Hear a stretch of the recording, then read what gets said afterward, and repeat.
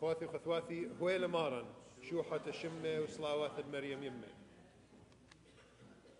In the name of the Father, and of the Son, and of the Holy Spirit.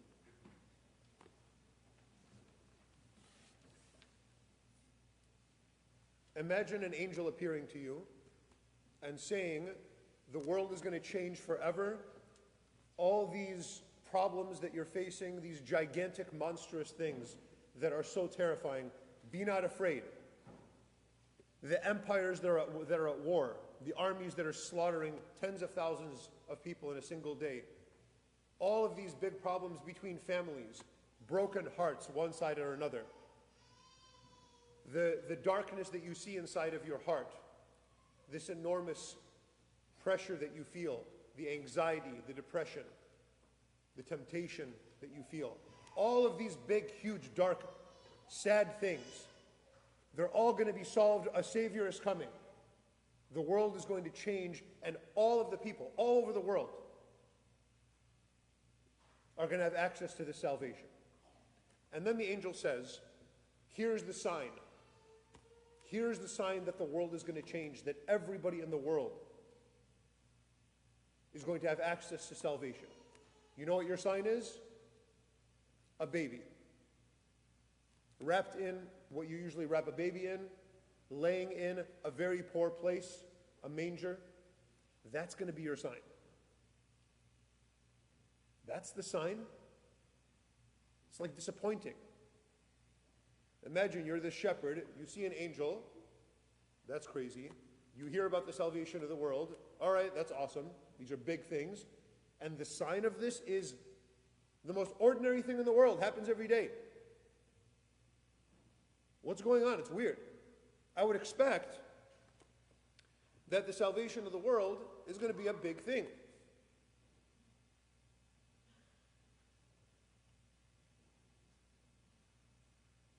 Empires at war. You would expect wars to end with bigger wars. You'd expect an army to be defeated by a bigger army. And we live in a world where there's wars all over the place. We live in a world of empires. We live in a world of armies. We live in a world of enormous things, huge corporations, big, huge things. And God is going to tell us, you know what's going to save you from these empires, from these governments, from these corporations, from these gigantic things? You know what's going to save you? One person turning to God. The grace of God touching the heart of a single person, like this angel going to these shepherds. Shepherds, what are shepherds? Poor people. And we're worried about empires, and God is saying, forget about the empires. The thing to focus on is one poor person. That's what's going to save the world? What about the wars? What about these big things? And for God, these big things are nothing. They're mosquitoes. They're toenail fungus. They're nothing to him. What matters to God is one person's heart. That heart is bigger than all the empires. And God sends his angels not to the empires, but to the shepherds. These small things. And I'll share this with you. To me, family problems feel bigger than wars. They feel bigger than empires. When brothers don't get along, when parents and children are in a dispute, when friends that loved each other their whole life, now there's hatred between them, to me that hurts more. To me. Maybe you feel the same way. And it feels when you try and you pray and you try to reconcile and you do your best and they're just both stubborn and hard of heart, that feels worse than a war. That feels bigger and more insurmountable. That feels harder to deal with. And we think sometimes, well, the way to solve this is one person just has to be broken. You just have to stop being the way you are. And one person has to change completely. This person has been this way their whole life. Well, they have to stop being like that. Great, I agree. We all have to change. We all have to convert. You think God accomplishes that by force? You think God makes people change by bullying them into it? We expect a big thing like an argument to be solved by a big thing, but no, that's not how God solves things. God solves, God fixes, God heals families with babies, with innocence, not with winning a fight. With all of us returning and realizing, what is this about? It's money? Who cares about money? Who cares about money? You're gonna turn love into hatred because of money? That's how cheap your soul is?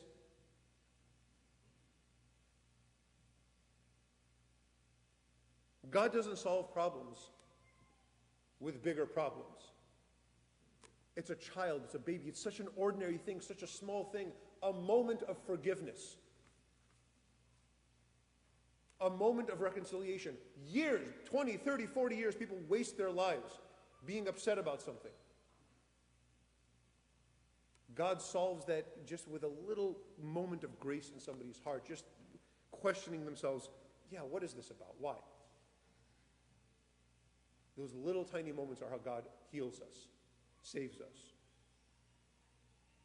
Another thing, again, that feels enormous, that feels monstrous, anxiety, temptation, depression, these inner battles. They feel big because they're inside of us. Like when you hold something up to your eye, even if it's a small thing, it's going to seem gigantic. And these things are within our hearts. And we expect God to solve these inner problems with an inner thing. These spiritual problems with spiritual things. It feels like we're fighting demons, and we are fighting demons. This is temptation. This is from the evil one. These are spiritual things. How does God defeat spirits? This is really important to think about. God doesn't defeat spirits with a spirit. God defeats the devil by becoming flesh. We defeat temptation not by closing our eyes and I just have to grit my teeth and fight this internally. What are you doing? You know how you beat temptation? Get up, go outside and walk around. Use your body. The word became flesh. These little tiny things. Make the sign of the cross. Use your hand. Say a prayer. Use your mouth. Kneel. Talk to a friend. Physically stand up and walk out of the room. Get away from temptation. It's our body that saves us because it was through a body like ours that God saved the world. These little tiny things, and you think, no. It's like out of pride. We don't accept the way God saves us because it's too humble for us. Your sign will be a baby. Not some enormous spiritual victory, this feeling you have deep in your heart. That's not salvation. A moment where you resist temptation by talking to a friend. A moment where you just reflect on your anxiety and say, you know what?